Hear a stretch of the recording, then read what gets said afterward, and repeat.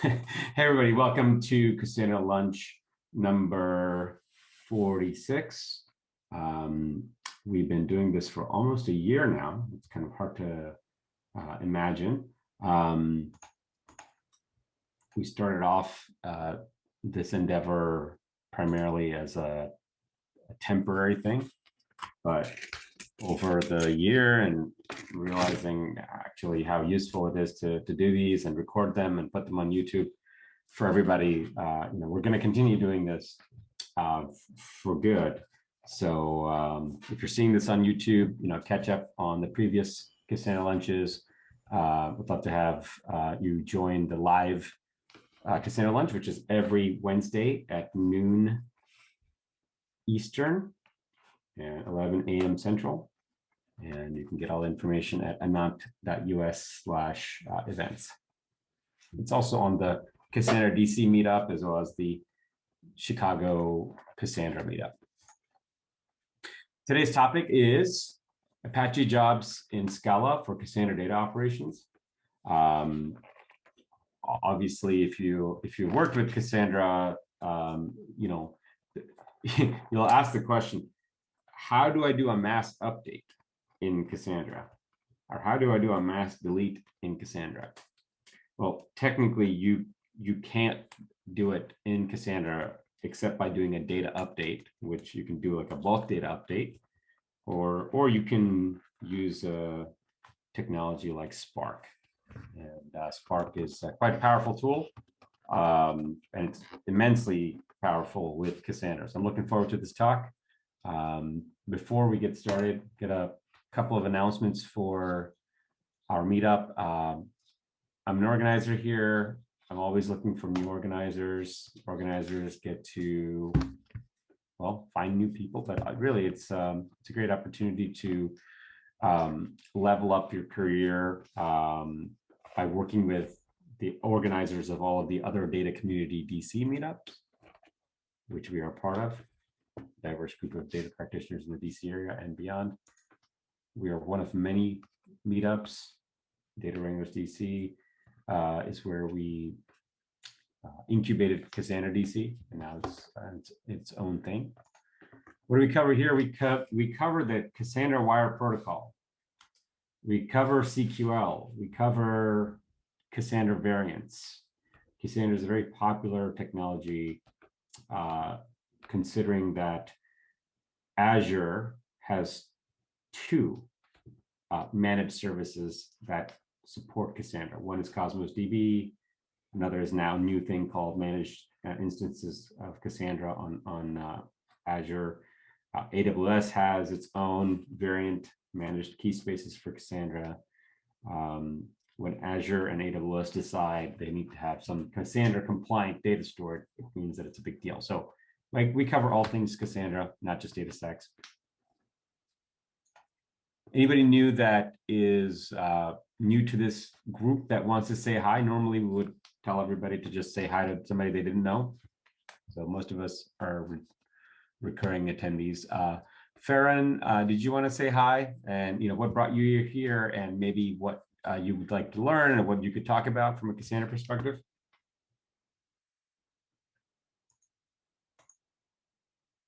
Okay, maybe not. It's okay. All right, I don't see either new faces today. Great. Continuing forward, group rules. When somebody is talking on a topic, you're welcome to ask questions in the chat. You can also politely ask questions or add to the conversation. Just as a way to share what you know. It's a conversation. It's a community. Your input is welcome. We at Anant actually sponsor this meetup. Our company helps professionals build global scale platforms, data platforms, of which Cassandra, Spark, and Kafka is our niche, our specialization in helping customers build real-time data platforms. That's why we play with Cassandra. DataStax is a partner and a sponsor of this meetup. So is GW University and a couple of local sponsors in the DC Chicago area. as well as institutional sponsors for Data Community DC. Data Community DC is a nonprofit foundation, and we accept tax-deductible donations at any large amounts. Anybody looking for work? Anybody that has jobs available? Any hackathons coming up? Any conferences, events? If you do, you can share it on the chat. And I'll give you 10 seconds if you want to unmute yourself and let us know if there's anything for the good of this group here. Seeing none, I will bring up, so let's see if we have any events here.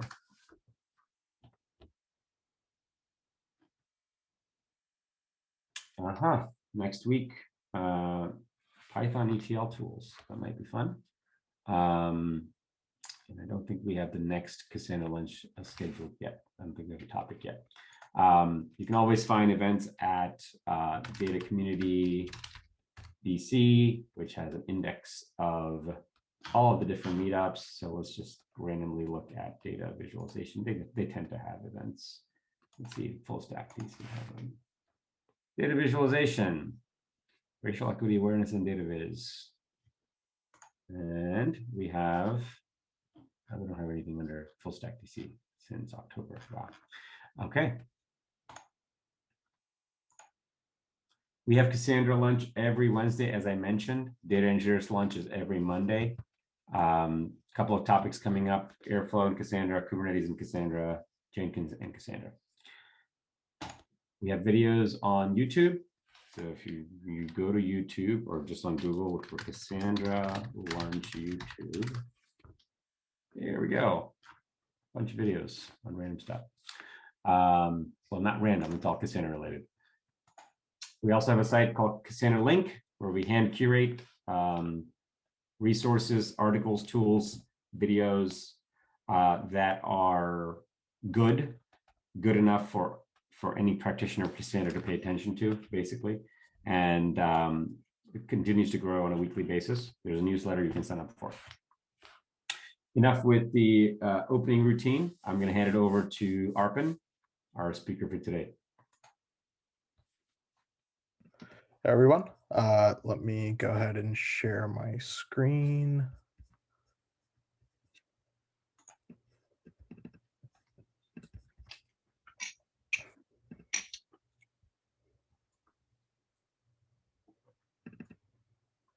All right, can everyone see the slide deck? Great. Let me just pull up the chat here as well, just so I have it. All right. As Rahul mentioned, if you have any questions or if you have anything to add to what I'm saying, please feel free.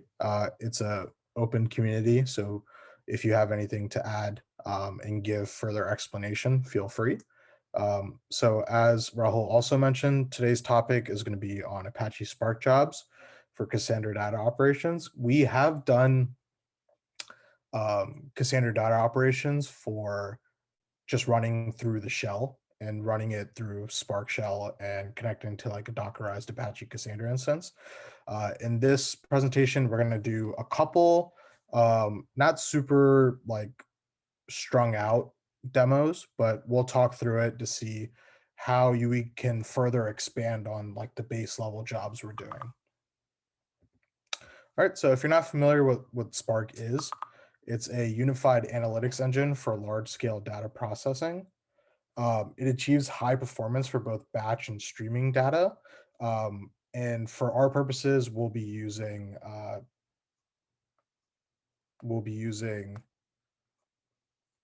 batch jobs. If you're interested in like looking at a streaming job, we have our real-time repo. You can find it at github.com/AnantCorp. github.com/Cassandra.realtime. And there's a Spark job that picks up, or Spark streaming job that picks up Kafka streams or Kafka messages, and it does data operations on that and writes it to a DataStax Astra database. And with Spark, you get a bunch of different high-level operators, so you can build parallel apps, and you can also use different shells that Spark provides, like the Scala, which is Spark shell, because Spark is written in Scala, so that's like the default shell.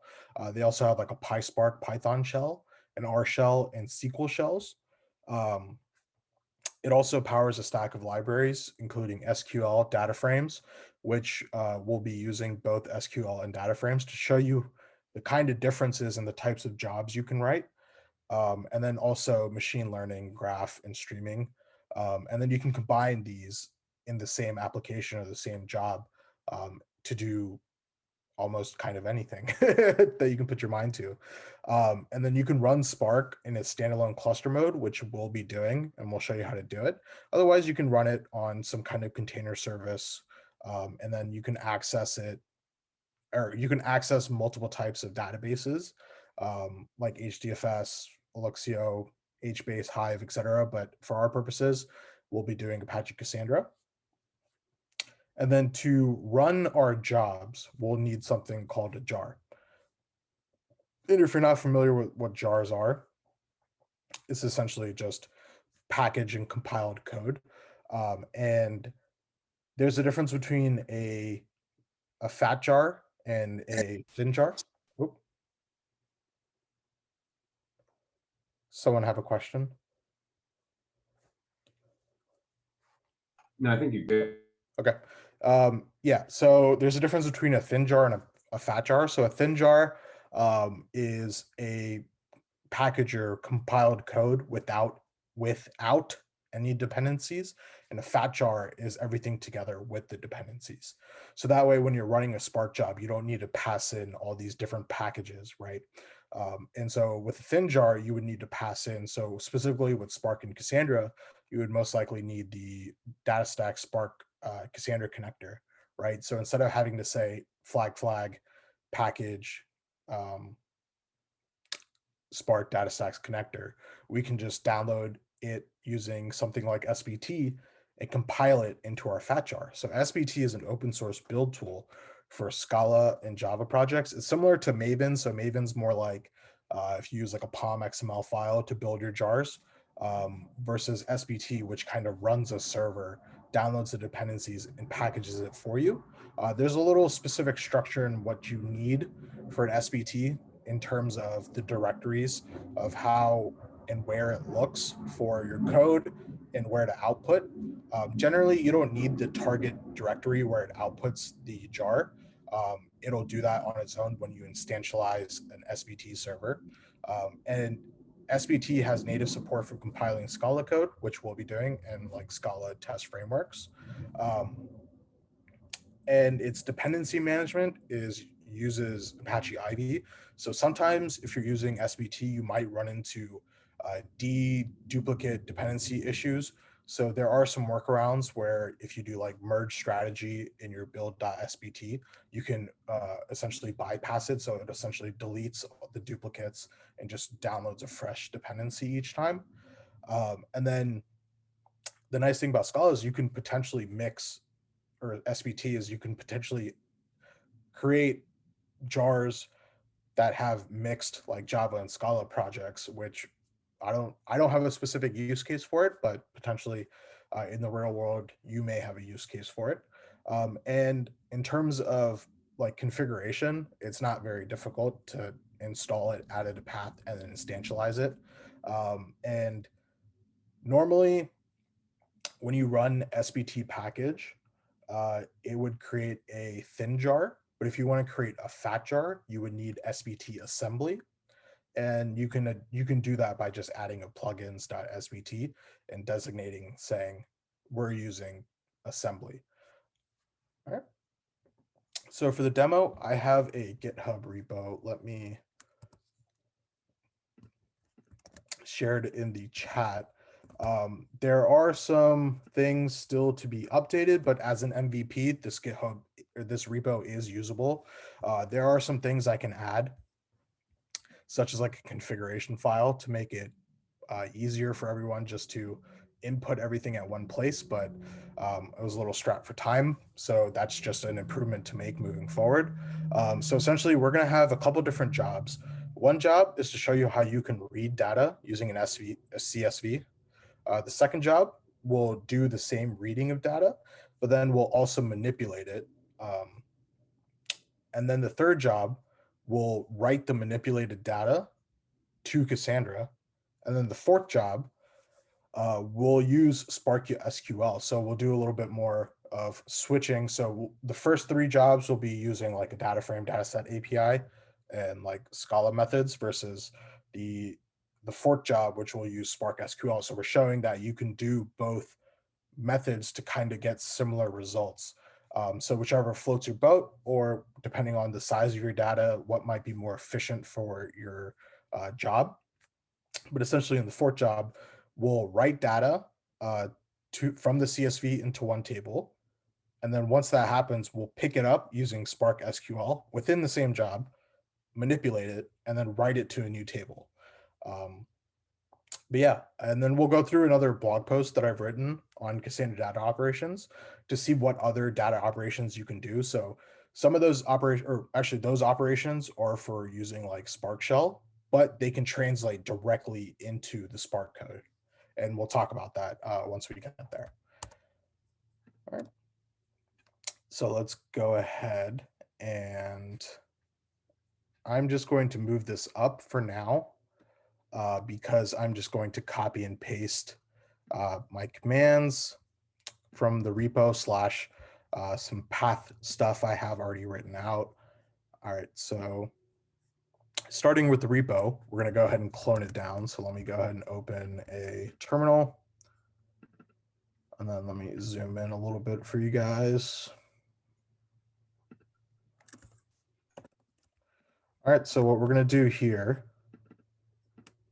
is we're going to clone the repo, and then we're just going to CD into it. And so we're in the right repo. And so what we're going to do first things first is we're just going to instantiate the SVT server. So what's going to happen there, it's going to start, and then it's going to start downloading dependencies after looking at like the plugins SVT, and then the build.svt will be more for when it's ready to run assembly. But I will open the code so that way we can look at what's happening in the repo itself. So I'm just going to move this to here. All right, so let me go back. So first things first that I'll need to do. So again, as I mentioned, the project directory structure. So you'll need a couple different directories before you instantiate SVT, and that's a project directory and a source directory. So when I ran SVT, it automatically created this target directory, and this is where it'll put the jar once we run assembly. But essentially within this project directory, we have the build.properties file, which has like an SVT version, and then plugins.svt. Again, like I mentioned, this is where we say use SVT, so that way we can use it when we run it in the server. But then in the source file, or the source directory, we have a subdirectory called main, and then under the main directory, we have Scala. So this is where all of our Scala files will go, or our job files more specifically. And so while I'm here, I'm just going to go through right here and just update these paths to match my local OS real quick.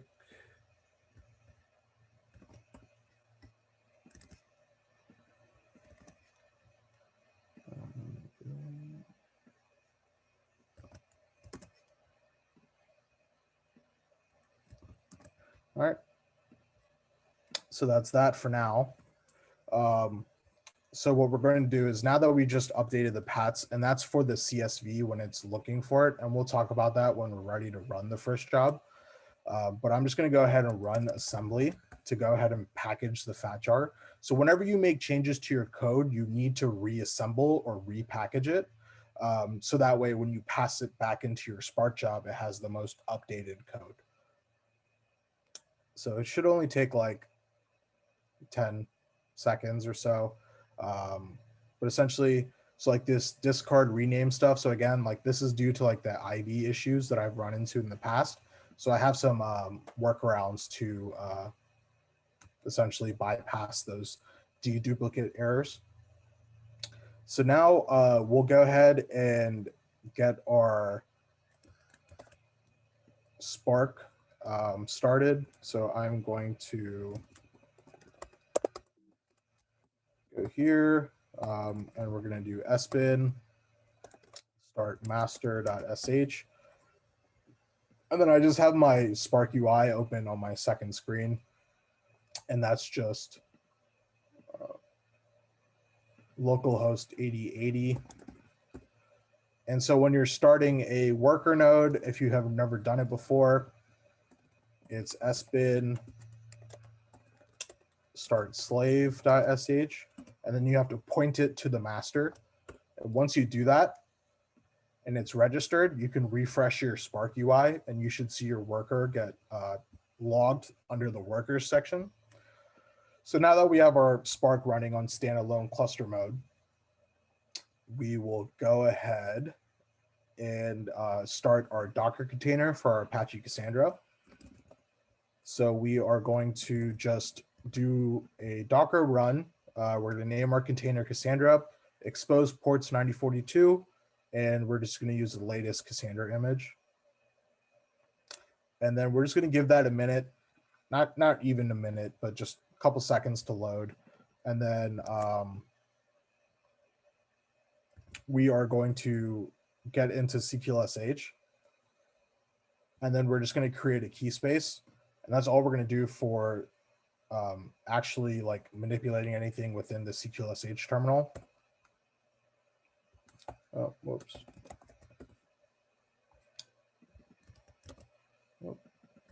So we're just going to create a simple key space, simple strategy, replication factor of 1. So now what we're going to do is run our first Spark job. So I'm just going to clear these things up and copy down the first job. And I'll just explain what's happening. So what we're doing here is when we're defining our Spark job, we're saying bin Spark submit. So that's saying run a Spark job. We're defining class.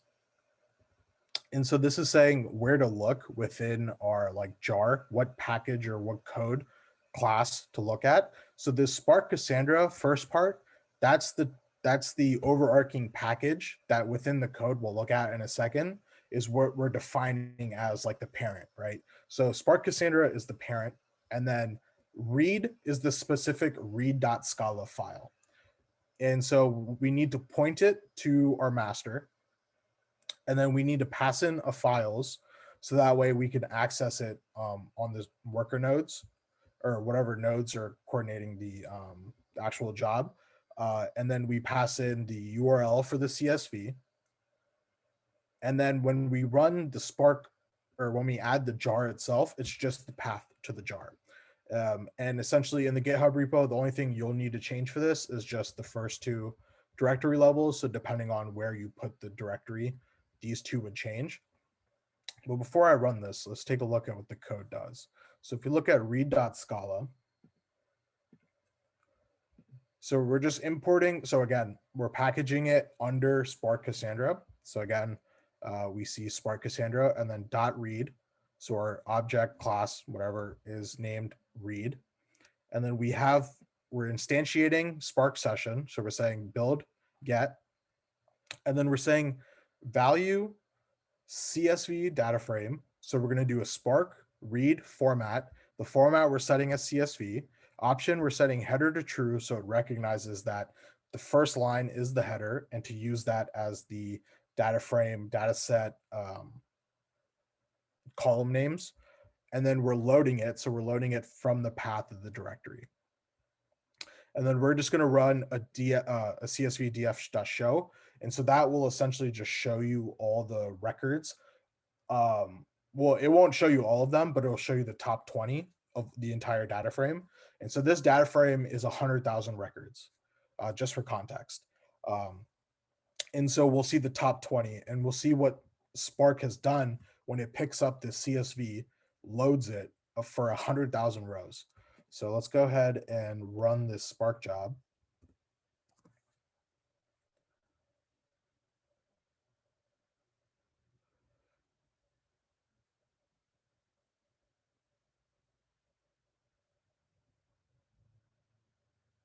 All right, and see it's picked up the header, and it's picked to put those as the column names. And then it has a column for employee ID, job title, employee name, first day, and last day. So this is kind of like an HR list of a giant corporation that has had 100,000 previous employees. So that's just some demo scenario. So that is just an easy way to use Spark and read CSV data. So say if you're working in an ETL pipeline, right, and you're using CQL copy or like DS bulk, and you're exporting, well, not necessarily DS bulk because you can just pick it up and move it, but well, either one. But say if you like CQL copy and you export a CSV file, and you want to do some Spark transformations on it, so you can take it, take the CSV file you exported, load it into Spark, do some transformations, and then use Spark to either write it into Cassandra or pass it to something else. But yeah, so now we'll take a look at doing a manipulation. So let me copy that down. And so the nice thing is when you use one of these like package container parents, and you can just switch between. So, right. So the only difference between the previous job we ran and this next job we're running is only the specific like object name we're changing.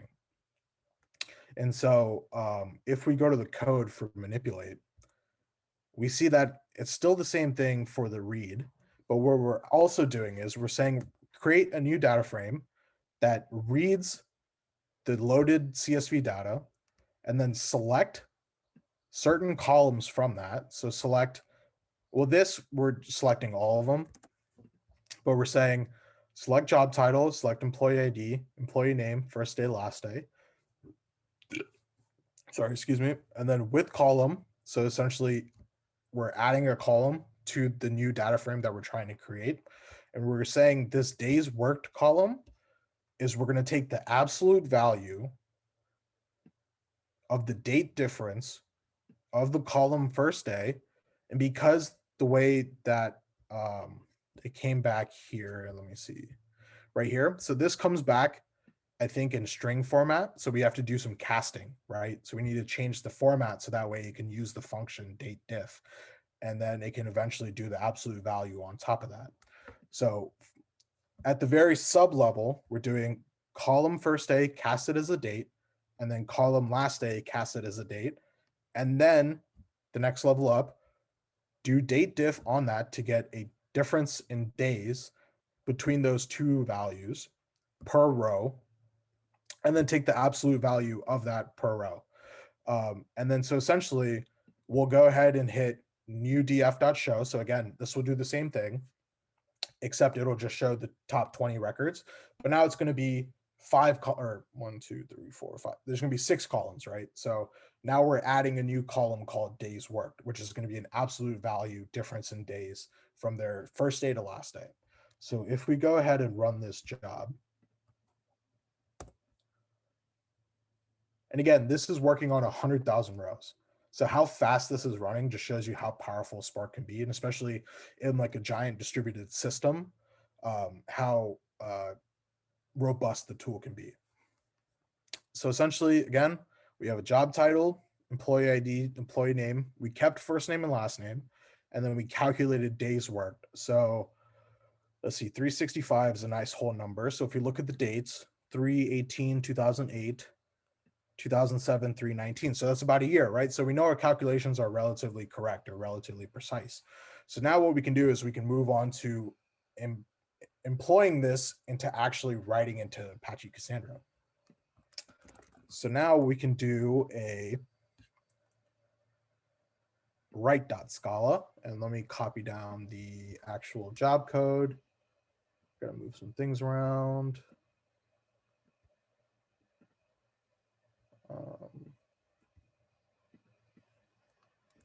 Copy, paste. Nope.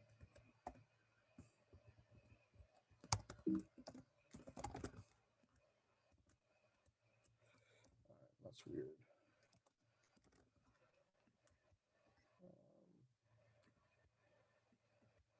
Okay, that's what happened. Okay, there we go. All right, so what's happening here is we're saying it's again the same Spark submit class, and we're just changing the object name. But now what's happening is because we're introducing the Spark Cassandra connector, and if we look in our build.spt, we have that as a dependency. And so when we assembled our fat jar, it assembled it into our jar. So we don't need to pass it in as flag package, right? And again, this is just some error handling for the duplicate issues.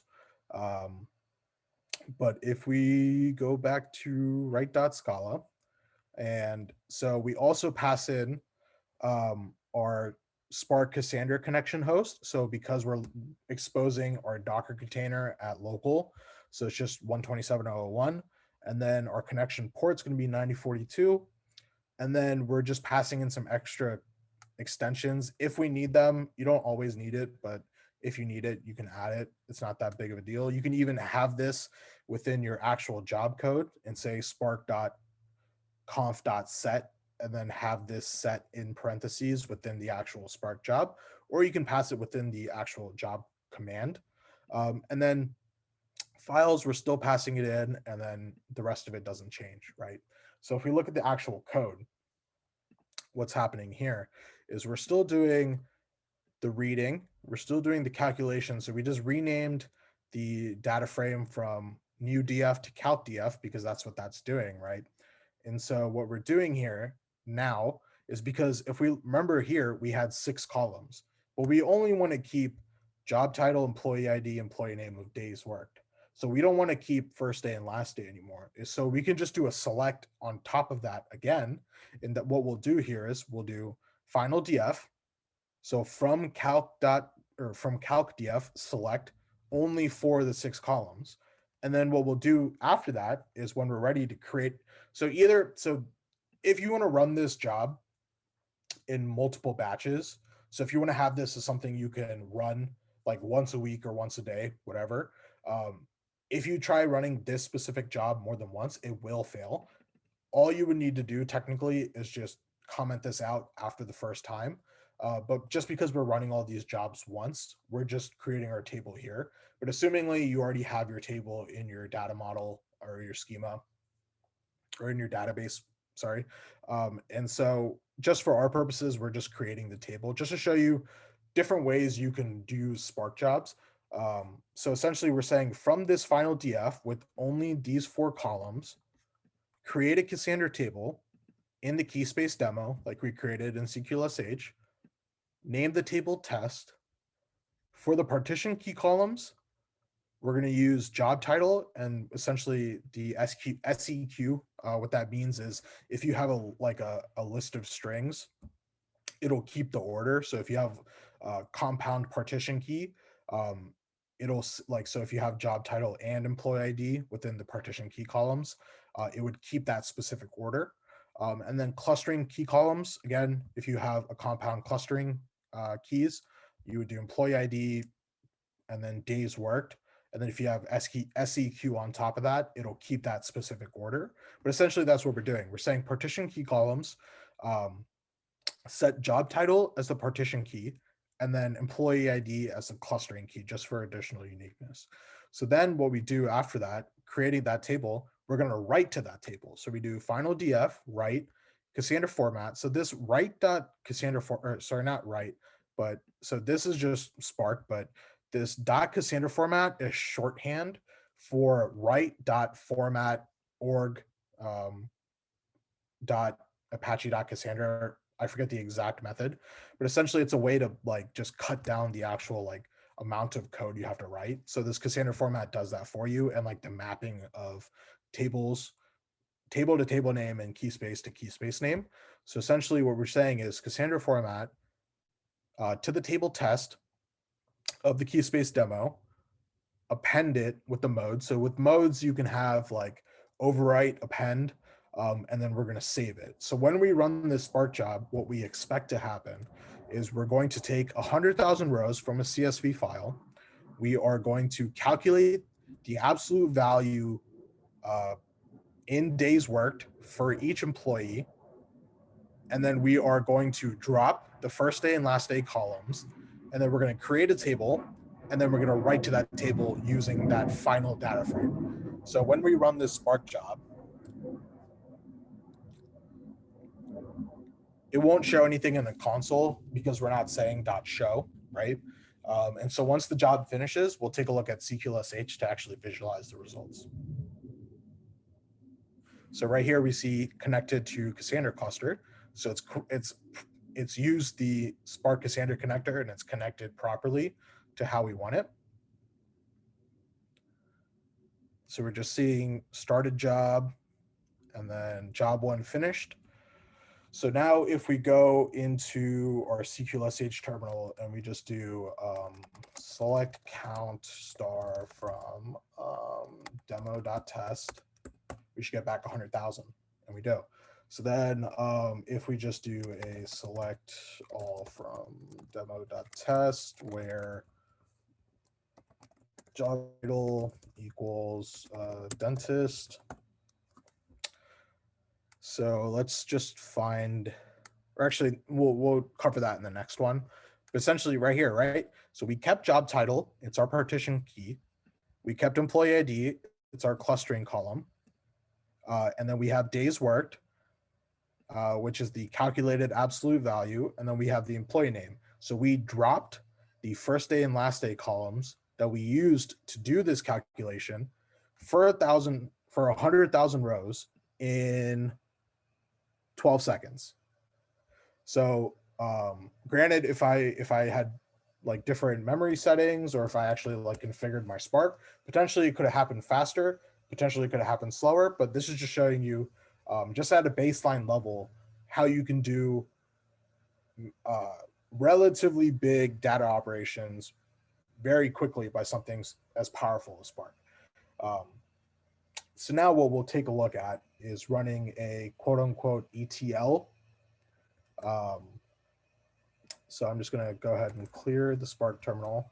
So what we're doing here is, again, just changing the ETL. But again, this one is not any different from the Spark job we just ran before. We still keep our Spark Cassandra connection property as our IP and our Cassandra connection port property as 9042. And so the only difference is now we're going to use spark.sql instead of like data frame APIs. So if we go into etl.scala and we see, we still read this CSV df the same. So what we're doing now is we're creating a table directly from that initial read that we did in the very first Spark job. So we're saying create a table from this CSV right away. In the key space demo, call it a table pre, partition key columns, job title, clustering key columns, employee ID. And then we're going to write to it and then mode append. And so what we do after that is we're going to use spark.sql. So an easier way to do spark.sql within or Spark SQL within an Apache Spark job is to use a catalog that you can find pretty good documentation for on DataStax's documentation in general, but their Spark Cassandra connector. So essentially, as I mentioned before, remember how I said we can set properties either within the command or within the Spark job itself. So essentially we're saying Spark conf.set, so we're setting a property. And so we're setting this property about catalogs. So these catalogs are a way for you to use Spark SQL in a catalog dot keyspace dot table query method, right? So it's a way for you to query down. So like you're doing a normal, like a CQLS or like a normal CQLSH command, right? So we did demo.test, but instead our Spark SQL is going to be like Cassandra.demo.test, right? But we bypass that a little bit. So we just say Spark SQL use Cassandra.demo. So that way in our actual SQL, all we need to do is just say from the table name. So what we're doing here is we're saying val SQLDF spark.sql. So again, this is just an SQL statement. So we're doing SQL on top of Cassandra. So we're saying select job title, employee ID, employee name, and then again, we're doing the same exact thing as we did in the manipulate and the write, but instead of doing it within like Spark Scala data frames, we're doing it within SQL functions, right? So we're saying date diff, it's still the same. So we don't need to actually cast it as a date in this method. So we say last day, first day, take the date difference, get the absolute value, and set that as days worked from the pre, which we created here, right? So then we do SQL. So we'll create a table. Job title is partition column, and then the clustering key column is employee ID, and then we write to it. So ideally what's going to happen is we're going to take the very first CSV, the 100,000 rows, and just directly write that into Cassandra. And then using Spark SQL, we are going to query it, transform it, and then write it into a brand new table called post. So I'm just going to go ahead and run this job.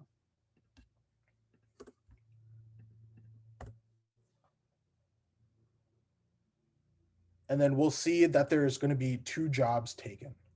So we'll take a look at it. It shouldn't take long. All right, it's connected to Cassandra.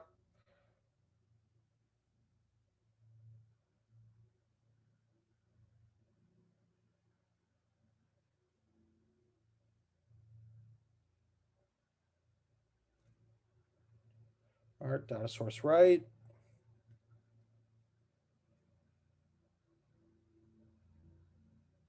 All right, cool. So job 2 finished.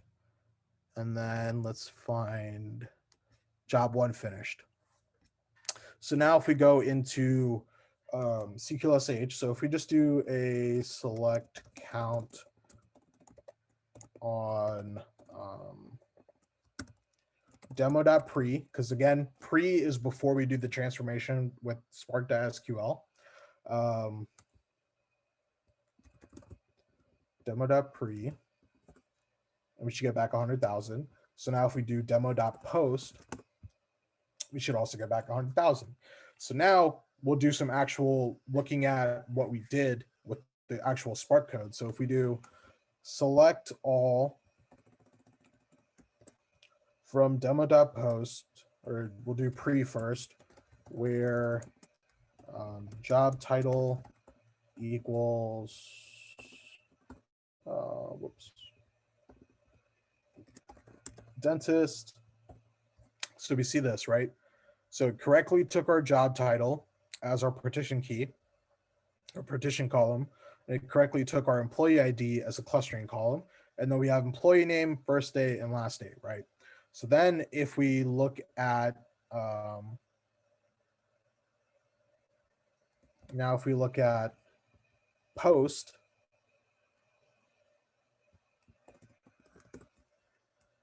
we were able to use Spark SQL, pick up this table, use Spark SQL, and do some data transformation. So date diff, absolute value from these 2 columns, and put them in here. So let's look at Udin, and then if we look in here, Udin, so his was 60 days. So January 1st and January 9th and March 9th. So that's 2 months, 60 days. So it was able to correctly calculate, and I'm assuming here, but for 100,000 rows in, let's see, 6 seconds. So the actual second job took only 6 seconds. So yeah, those are some basic data operations for Spark using Scala and also using SVT and using Spark SQL. And then I will pull down this blog post real quick. And so this is something I've done for just doing Spark data operations. And then this uses Spark Shell. But essentially, if you notice, a lot of these commands are still the same, right? It's just we're using it within the job code itself. So if we look at deleting data, so instead of using sc spark context, like we do here, we can do spark context because we're instantiating spark session within our job right here. So when you say spark session, value is spark, you can access spark context by saying spark context. And so essentially you can still do these same commands. Again, granted that the data is a little different, but the same concept still applies, right? So what you can do in a shell, you can do in a job. So if you want to try something out and do some data transformations and not have to worry about assembling and building a jar every single time you do a data change, run it in a shell, see if you can do it, right? Because you can still pass in the same exact parameters that you pass in for your job, but instead change Spark submit to Spark shell. And so that way you can still test out all these different data operations that you're trying to do on your Cassandra data without having to necessarily wait and build and assemble a fat jar every single time you make a minor code change to test something. But yeah, this blog post will also be linked in the blog post that goes out for this specific presentation. So yeah, and that will wrap it up for me. I'll open up the floor to any questions anyone has, or if they want to add something that I potentially may have missed, feel free.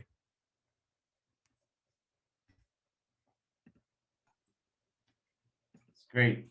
So basically, like a lot of the stuff that we'd be able to do with, SQL in a relational database, you can, well, I shouldn't say approximate. You can do everything you can do in SQL. Now, in terms of the Spark SQL, have you tried things like select from, insert into? Because you can do that in a relational database. I haven't tried a particular case of that. Yeah. I don't know if it can handle it, if that makes sense, because the operation might not fly with Cassandra. Well, I mean, it's not that Cassandra is doing it; it's Spark SQL is doing it. So if Spark SQL can do a select from, insert into, then it should work. Meaning you have two tables, and you can say join. These okay, yeah. You should be able to do that. Yeah. Sorry, right. I was thinking something else, but yes, that does. Yeah. So basically, we could say like join these two tables, and then take the output of that query and put it into this table. And as long as the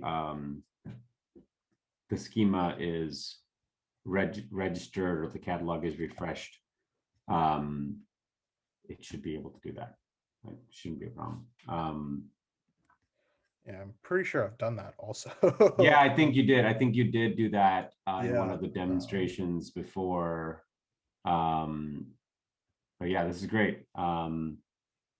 Really powerful, and yeah, I guess like I'm spoiled seeing everything on the Git pod. Yeah, that's the only thing. Like, I need to figure out how to do it to connect the Git pod container to Docker.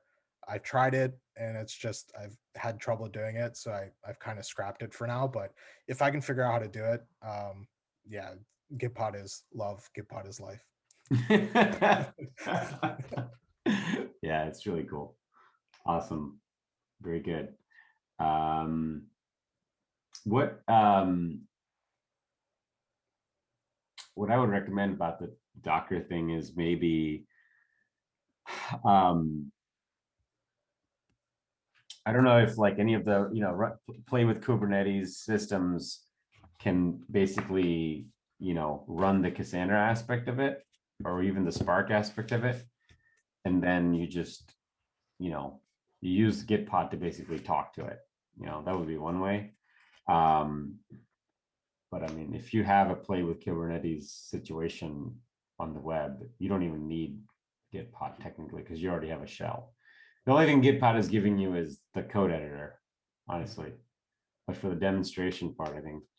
So if you separate that, right, if you have the Git pod aspect separate from the runtime that could be done on the web somewhere, then that would make the solution work. Well, it's not like we're going to be any better at Cassandra, but it's worth looking into. Very good. Any other questions, folks, on the subject of Cassandra and Spark and using Spark for, this is like pretty basic data operations that we do in SQL on top of Cassandra. All right. Well, good work, Arpin. Excellent topic, excellent notes, and looking forward to the blog post. So if you are new to this group, go to Cassandra.Link, sign up for the mailing list. You can also go and subscribe to our Cassandra.Lunch YouTube channel. And if you want to present something, related to Cassandra or one of the variants or whatever, as long as at some point it talks to Cassandra, we'll consider it a presentation. It could be like an API that you built on top of Cassandra. It could be, a migration from Cassandra or migration to Cassandra conversation. It doesn't really matter. As long as it's something that we can talk about Cassandra, you're welcome to present here. And if you'd like to do that, reach out either on the meetup to the organizers or, just send an email. I'll put the email address here.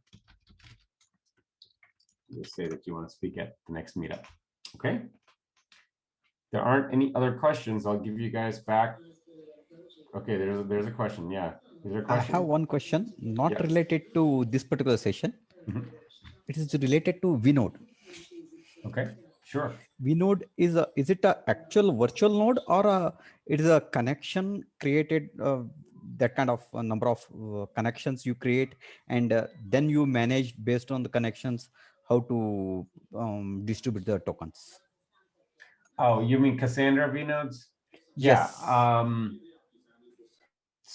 So kind of like, so no, in terms of like a node physicality, it's not like it's running a separate service for that node, if you know what I mean. You know what I mean? Like, understood. Yeah, it's nothing doing. But you are creating a connection. Say, for example, when I say define number of parameters saying as this many number of vNodes, if I say 8, that means it will internally create 8 connections and pool it, and whatever the tokens, it will divide number of tokens for the entire node into 8 chunks and manage that. Yeah, but it's I would term it differently. When we say 8 num tokens, okay, yeah, right? If you don't say the num tokens, it automatically makes a single token node, okay, right? If you don't say what the num tokens value is, it's always going to just come up as a single node token.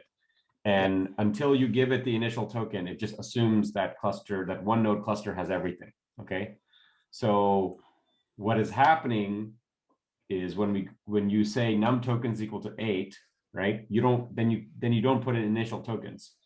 What it's doing for you is it's basically auto allocating, let's say 8 token ranges around the ring. And for that one machine.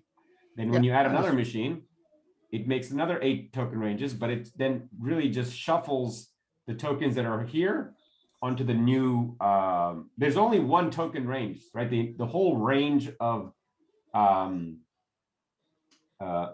tokens is finite.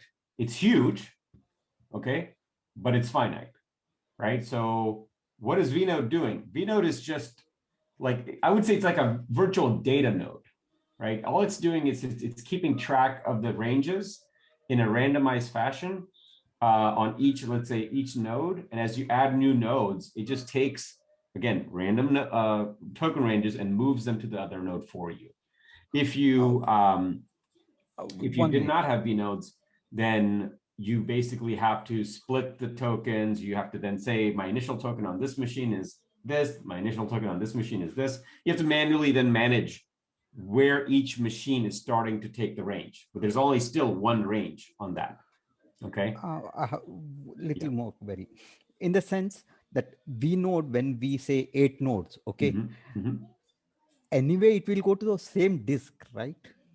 It's the same disk. There's no separate service. That's what I'm trying to say. There's not like another Cassandra node running on there. Okay. Now, if I have 8 nodes, okay, and if 8 nodes are try to write simultaneously on the same place, okay, anyway, it has to serve by a disk, right? I don't understand the purpose of your question. I'll come back to the actual question is same thing. Okay. As an actual question, what it says is your number of nodes should be minimal. It should not be huge. Yeah. You mean tokens? A number of tokens, sorry. It's not the same I'm thing. sorry. Number of tokens. Okay. Yeah. It should not be huge. But some places, what we have observed is in the Cassandra YML, it is equivalent to whatever the number of CPUs or something of that kind of things I noticed. Probably I mean, that's a neither here or there. But the point is that they're not nodes, right? Like if you have a machine with eight tokens, there's only one node of Cassandra. Okay. Fine. That's understood. It. End of story. That's it. All it's doing is it's keeping track of your token ranges, right? It keeps track of those token ranges and it transmits that via gossip, right? Gossip doesn't move information. Gossip just moves basically the overall topology of the cluster, right? Where the nodes are, which data center it's in, but it also sends information related to where the token ranges are. So the point of token ranges is just, it's like, here's how I would say it, okay? Let's say you have, at least, it's like 20 years ago, people had these yellow books, which had all of the addresses for, let's say, one county, right? In this big fat yellow book, right? People and their number. There were the white pages in the front of it, and the yellow pages were all the companies and stuff, okay? So that address book was for that particular county, you could consider it's one token, okay? Just one token range, everything is in there. Now, when we do vnodes, it's basically taking the full number of potential addresses, and it's breaking it apart into, let's say, 8 different books. So each little small part of the county gets its own book. Okay, right? Now, as the county expands, okay, instead of taking one big book and splitting it in 2, right? We just basically say, take some of these yellow books or yellow books, move them over here, but then add more addresses here, or sorry, add more space here. It's just a way to manage the addresses. That's all tokens are. They have nothing to do with what Cassandra is running itself. Okay, those are done through the threads. Now, if you have data stacks, then you have something called thread per core. Then you can have multiple threads of a certain thread type running, right? That's getting closer to having multiple nodes. But token ranges that are not about Cassandra service itself. Token ranges are about, num tokens are all about how many tokens that are being managed. Token ranges are being managed. Okay. Okay. Yeah. Thank you. But there is a load, right? If you have to manage more and more and more token ranges, basically if you had like 4 token ranges, okay, in one machine, and then you add another server, then there's like 8 token ranges. It's still better than if you had 256, because you have to store that information somewhere. You have to like transmit the changes of that information all the time. So yeah, there's a cost to it, but it's just a matter of like what the purpose is. If you know that your cluster is going to expand and contract, then you have to use vnodes. I mean, you can do it with single token, but it's a lot of work. But if you know that your cluster is going to grow at a certain pace, right? We have 50 nodes. We're going to become 100 nodes, then you can just split the token range, add another 50 machines, and that's the way you do it. So that's the other thing to consider. When you have single tokens, the recommended way to expand a cluster is to double. So 1, 2, 4, all right? You keep doubling, so it's easy to chop the token range and just give it to the rest of the nodes. But if you are, and you can write programs to and there are programs that basically say how to expand this. But if it's a V node, then you can expand it at any rate that you want. You can expand it with 1 machine, you can expand it with 50 machines. But the underlying Cassandra service is going to take the ranges and it's going to distribute them properly for you, randomly, hopefully. Okay. Okay. Yeah. And any what to say, best practice of number of V nodes? Because what I saw in one place is it says 256. I felt that number is too high. Yeah, I would say 8 to 16. There's a debate on what the right number is, but 8, 16, 32, those are normal. Okay. Beyond that, I would be questioning why that is so I high. saw that as a 256. That is the reason I just wanted to reconfirm. Yeah. First, yeah. I wanted to understand the concept. What is my understanding of the V node is correct or not? Yeah. Yeah. Yeah. Cool. Okay. Thank Good you. question. Excellent. All right, folks. As I mentioned, subscribe to the YouTube and get on the mailing list at Cassandra.Link. Have a wonderful rest of the day, and I'll see you guys hopefully next week, same time, same place. Take care. Thank you. Thank you.